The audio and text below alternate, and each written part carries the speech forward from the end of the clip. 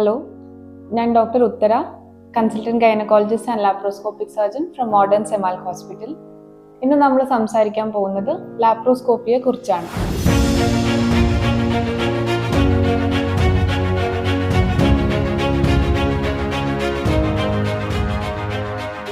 എന്താണ് ലാപ്രോസ്കോപ്പി? ലാപ്രോസ്കോപ്പിയിൽ രണ്ട് രീതികളുണ്ട്. അതായത് ഒന്ന് ഡയഗ്നോസ്റ്റിക് ലാപ്രോസ്കോപ്പി, അതായത് ശരീരത്തിനുള്ളിലെ അവയവങ്ങൾ നമുക്ക് കാണാനും അത് പരിശോധിക്കാനും ഉള്ള രീതിയാണ് ഡയഗ്നോസ്റ്റിക് ലാപ്രോസ്കോപ്പി. പിന്നെയുള്ളത് തെറപ്യൂട്ടിക് ലാപ്രോസ്കോപ്പി, അതായത് നമ്മൾ പരിശോധിക്കുമ്പോൾ എന്തെങ്കിലും തകരാറുകൾ അല്ലെങ്കിൽ എന്തെങ്കിലും പ്രശ്നങ്ങൾ ഉണ്ടെങ്കിൽ അത് അതിൽ കൂടെ തന്നെ നമുക്ക് നീക്കം ചെയ്യാൻ കഴിയും. ഇതാണ് തെറപ്യൂട്ടിക് ലാപ്രോസ്കോപ്പി. ലാപ്രോസ്കോപ്പി വഴി നമുക്ക് എന്തൊക്കെ ഓപ്പറേഷൻസ് ആണ് ചെയ്യാൻ പറ്റുന്നത്?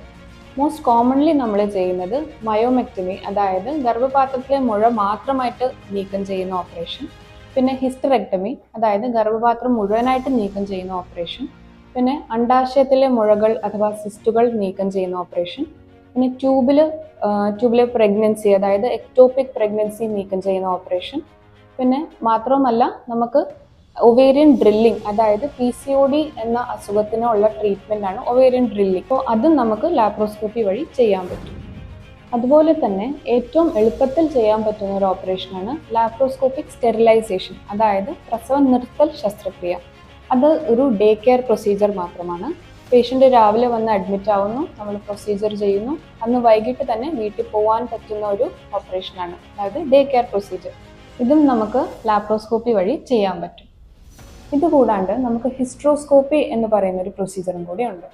യൂട്രസിൻ്റെ ഉള്ളിൽ നമ്മൾ ക്യാമറ കയറ്റി യൂട്രസിൻ്റെ ഉള്ളിലെ മുഴകളോ ദശകളോ അല്ലെങ്കിൽ സെപ്റ്റം, അതായത് യൂട്രസിനുള്ളിലെ ഭിത്തി, നമുക്ക് ഇൻഫെർട്ടിലിറ്റി പേഷ്യൻസിന് വരുന്ന ഒരു കോമൺ കംപ്ലയിൻ്റ് ആണ്, സെപ്റ്റം നീക്കം ചെയ്യാൻ പറ്റും. മാത്രവുമല്ല, നമുക്ക് ക്യാൻസർ ഡിറ്റക്ഷന് വരെ ഹിസ്ട്രോസ്കോപ്പി യൂസ് ചെയ്യാൻ പറ്റും. ലാപ്രോസ്കോപ്പിയുടെ അഡ്വാൻറ്റേജസ് എന്ന് വെച്ചാൽ നമുക്ക് സാധാരണ ചെയ്യുന്ന ശസ്ത്രക്രിയയെക്കാട്ടിലും പെയിൻ വളരെ കുറവായിരിക്കും. പിന്നെ റിക്കവറി വളരെ ഫാസ്റ്റർ ആയിരിക്കും. പിന്നെ ചെറിയ ചെറിയ മുറിവുകൾ ഉണ്ടാക്കുന്നതിനാൽ അതിനുള്ള ഇൻഫെക്ഷൻ വളരെ കുറവായിരിക്കും. ആധുനിക ഗൈനക് ട്രീറ്റ്മെൻറ്റിൻ്റെ പുതിയൊരു മുഖമാണ് ലാപ്രോസ്കോപ്പിക് സർജറി. ഇതിനെക്കുറിച്ച് എന്തെങ്കിലും സംശയങ്ങളുണ്ടെങ്കിൽ ഏറ്റവും അടുത്തുള്ള ഗൈനക്കോളജിസ്റ്റിനെ സമീപിക്കുക.